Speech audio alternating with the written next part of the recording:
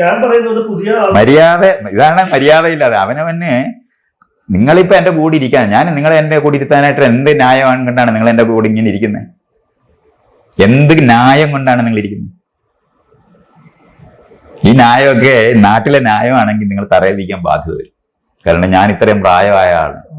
പ്രായമായവരെ ബഹുമാനിക്കണമെന്ന് പഠിപ്പിക്കുന്ന നാടാണ്. നിങ്ങൾക്ക് ഈ അനുഭവജ്ഞാനങ്ങളില്ല. നിങ്ങൾക്ക് ഞാൻ ഉണ്ടാക്കിയിട്ടുള്ള അല്ലെങ്കിൽ എൻ്റെ വീട്ടിൽ ജനിച്ച വഴി കിട്ടിയിരിക്കുന്ന ധനം എന്ന് പറഞ്ഞ സാധനങ്ങൾ, ഇതൊന്നും ഇല്ലാത്ത ആൾക്കാരാണ് എൻ്റെ കൂടെ ഇരിക്കുന്നത്. ഈ ഇരിക്കുന്നെന്ന് പറയുന്നത് കുറച്ചു പേർക്ക് ഈ ഇരിപ്പിന് മാത്രമേ ഇപ്പോഴുള്ളൂ. വീട്ടിലിപ്പോഴും കയറ്റത്തില്ല.